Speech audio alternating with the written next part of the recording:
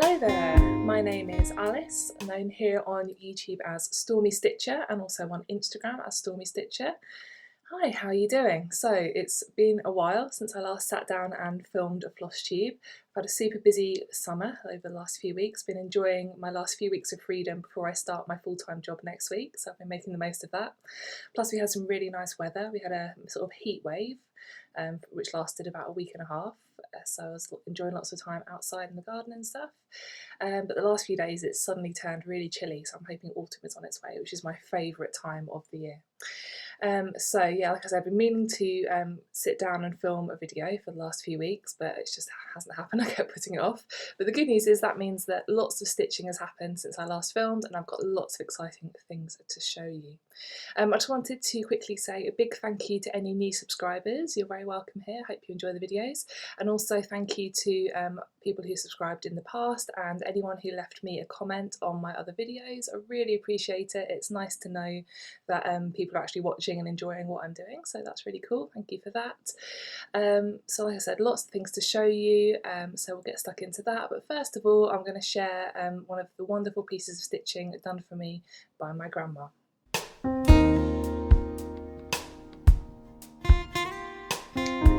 Okay, so it's a big one this week. So this was stitched for me by my grandma for my 18th birthday, so back in 2006, and I'm not sure whether she followed a pattern or whether she just used a combination of different types of stitches to make this beautiful sampler with my name on, my date of birth at the bottom. So if I try and hold it as close as I can to the camera without getting too much glare, so you can see all the different parts of it. So I believe there's hardanger in here where she's cut away parts of the fabric, and lovely beautiful pastel colours as well, nice sort of colours. So when she stitched this for me, my bedroom was all painted purple, so this matched perfectly. It really fitted in my bedroom. I'm really struggling with this glare today. Let me try. There we go. Turn it away from the window will probably help. So yeah, lots of different sort of speciality stitches I wouldn't have a clue how to do at all. I think there's probably some rice stitches in there somewhere. I think I've heard people say that before. So there we go. And as you can see, beautifully framed. So my grandma has used the same framer who lives near her for, I don't know, 20, 30 years now, and they always do a fantastic job. Beautiful mats, lovely colour matching frames, yeah, and nicely done on the back as well.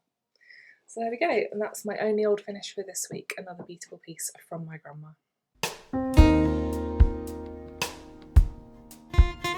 Okay, let's have a look at some finishes. So the good thing about me not filming for so long is that I have got 3 finished pieces of stitching to show you today.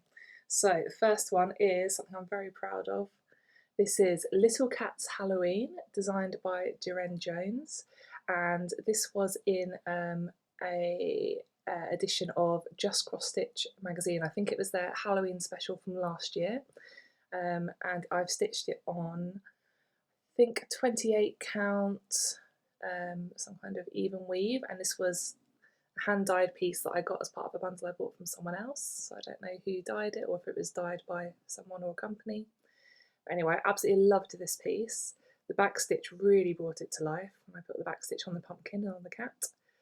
Love the Halloweeny colours, so yeah, overall really, really happy with this one. I'm going to finish it, I think, as a kind of flat fold, which will be a new way of finishing for me. So I'll get some sort of sticky board and put it over there, and then make a back section as well, and then use a ribbon to connect the 2 pieces together so it will stand up on my mantelpiece, and I'll be ready hopefully to display around this October time, around this Halloween. So that's finish number 1. Finish number 2 is another one I'm really pleased with. Oh, it would help if I showed you the front. So this is a free stitch along that was put out last year by Stitchonomy, which is run by a very lovely woman called Alyssa, who I think is Dutch. And this was a completely free pattern, and they sent out a snowflake, I think it was either every day or every other day around Christmas time last year. So I was keeping up with it to begin with, but then fell behind quite badly, and then over the last few weeks I just sat down and smashed out the last few snowflakes I needed to do. Sorry about the creases in the fabric, as you can see I haven't ironed it yet. And then the nicest part is you see all the tiny little snowflakes. I went back and did them in Kreinik, so they're sparkly. You can't really see on the camera, but trust me, lots of lovely sparkles in there. There we go, and that's stitched on probably 28 counts, even weave in a kind of smoky blue. And it must be Zweigart because it's got the orange selvage on the edge. So there we go, another finish to add to my pile. I'm not sure how I'm going to fully finish this yet. It would look quite good just in a hoop probably, but maybe I'll decorate the hoop, maybe paint it silver or blue. So yeah, that would be a lovely one to display this Christmas time. And then finish number 3, you've probably seen this coming if you've watched my other videos because I talked it up. I have finally finished Durene Jones's Garden Stitch Along, which she released in I think 6 or 7 parts around the time that lockdown was happening in the UK, so it was a lovely treat to wake up to every Friday and see the next part. Really, really happy with how this has turned out. It's so bright, so colourful. I really need to get better at holding my fabric so you can actually see the whole thing. There we go, that's a bit better. Still not straight though. There we go. Yeah, love all the little details in this. Love the hedgehog, love the hair, love the garden gnome. So much to love about this. So I think I said before, this is a real Frankenstein piece in terms of the threads that I used. I used DMC and Anchor, what I had in stash around the edge, and then the middle I did in CXC threads. As you can see, CXC has great coverage, there's no gaps in there at all, so pretty cool. So in terms of finishing this one, I think I'm going to call on my mum and her sewing machine skills and maybe make this into a cushion, is the plan. We'll have to see, I haven't actually asked her that yet, so hopefully she'll agree. So that's it, 3 finishes. I think that's the most finishes I've ever had in one video so far. So maybe it pays to wait a little bit longer before filming. Okay, next let's have a look at the whips I've been working on over the last few weeks.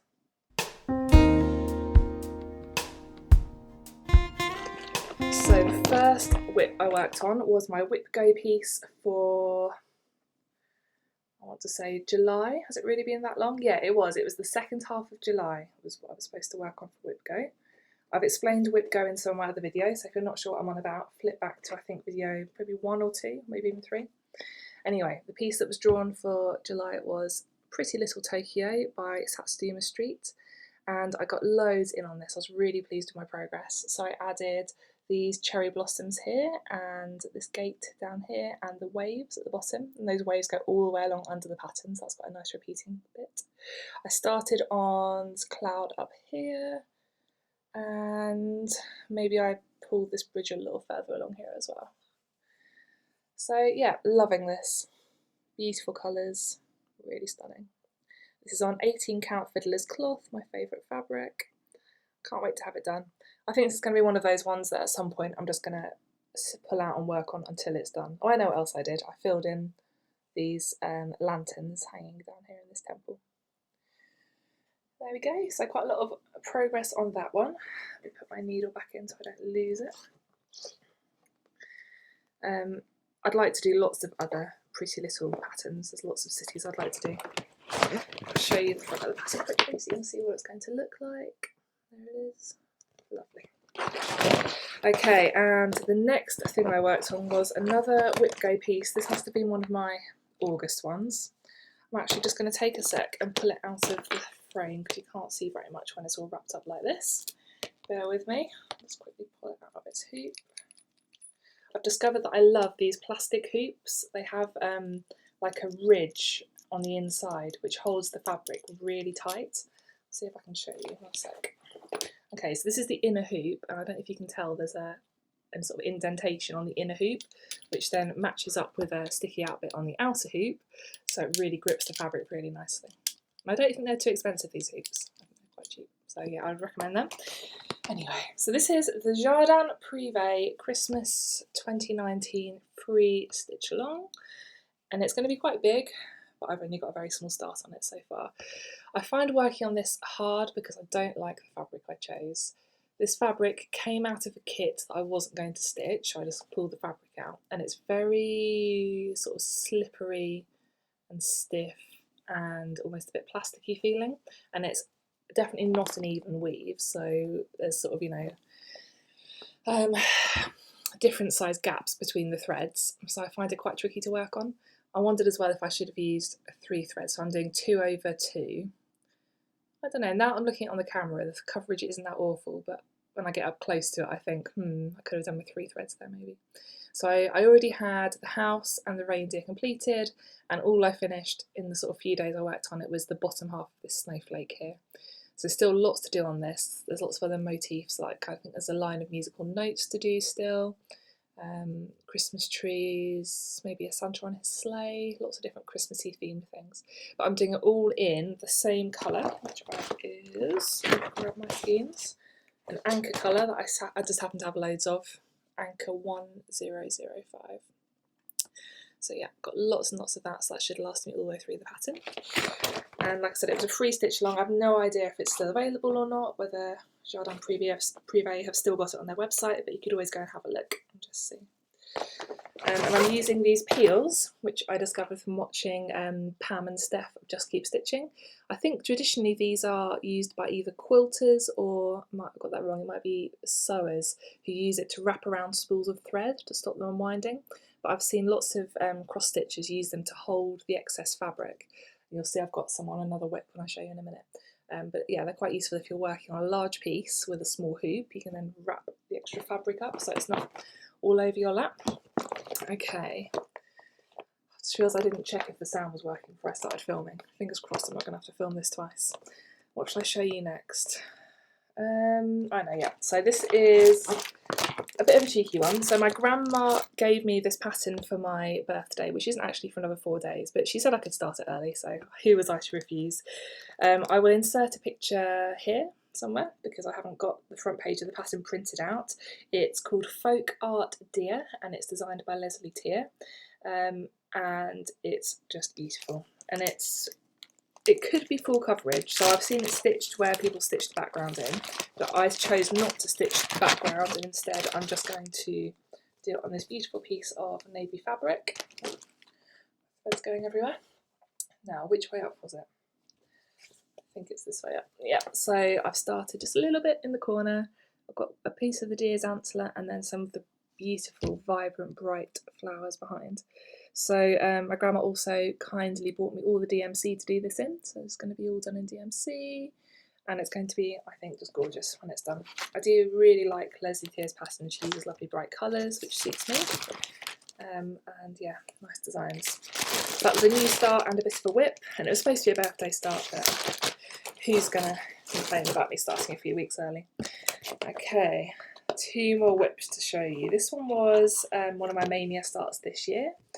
It was a freebie from Lizzie Kate as part of the hashtag Be Well and Stitch movement. Lots of people gave out free patterns, so I jumped on this one. Just a little one. It's called Be Kind, Be Happy, Be Well. So you can probably guess I've got a big letter B to go in here, and that's completely blocked out with this kind of tan colour stitches here. So that'll be a nice one just to sit in front of the telly and finish off. Pretty little motifs over here. We've got some sheep and a flower and a little house. Yeah, so that shouldn't take too much longer. I'm not sure how I'll finish it. Maybe just on a bit of ball or something. There we go. So that was another whip this month. I thought I'd just grab that one because it's nearly finished and I've got this big stack of things that I started during Mania, which I'd really like to have done, mainly small pieces. So I thought I could just, tick a few of those off. Okay. I bet you'll never guess what other thing I've started. I did talk about it before. Everyone, well, not everyone, a lot of people in the cross-stitch community have started this. It's Pandemic from Long Dog Samplers.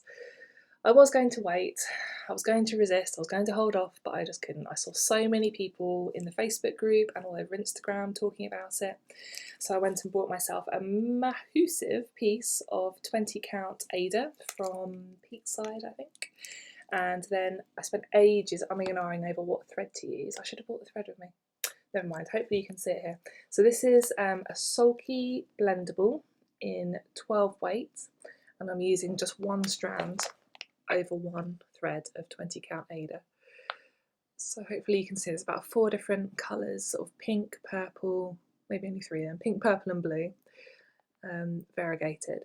And I'm not being too fussy about my variegation. I was to start with, so I started by doing the border across the top and down the side, and obviously it's easy when you're going in a straight line to keep the variegation going.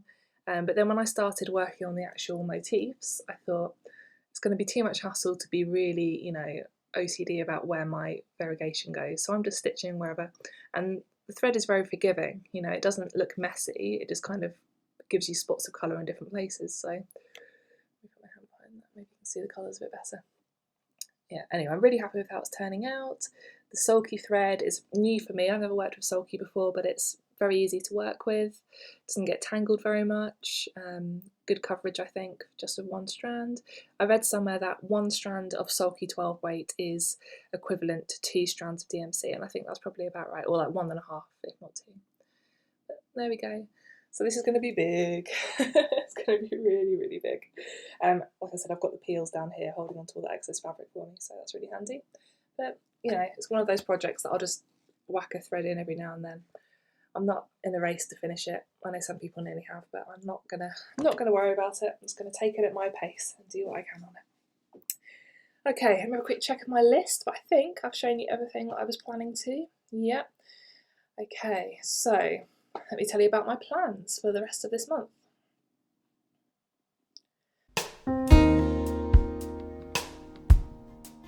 Okay, so just the other day, the new pieces for Whipgo in September were drawn, and the two that came up on my board were a new start, which I'm going to use folk art deer for. So I have already technically started it, but not very much, so I'm going to count that as my new start for September. And then the other bit on my board that was drawn was Winter's Hush. So Winter's Hush is a Dimensions Gold Collection kit, I think, and I bought just the pattern from someone who was selling it off on eBay, so they'd already stitched it and finished it, and they were just selling the pattern, no threads or anything. So I haven't got a picture because I've literally just got the chart, so I'll stick a picture of the finished, what it should look like when it's finished up here. And obviously Dimensions kits come with their own thread, but I haven't got that because that wasn't included with the chart. So what I've used is Stitch's conversion chart to convert the Dimensions threads into DMC colours, and then I'm actually going to use my CXC colours, so it's like a triple conversion, and that should be fine. So yeah, really excited to start that. It's full coverage, so it will be a sort of quite a lengthy piece, I think, and lots of backstitch, which looks quite complicated. I think I'll probably do it on an 18 count because that's what was recommended. So yeah, next time hopefully I'll be able to show you a little bit of progress on that one. So plans really are just folk art deer, Winter's Hush, carry on with Pandemic, and try and finish off a few of my little mania bits that I started this year. That's it for plans.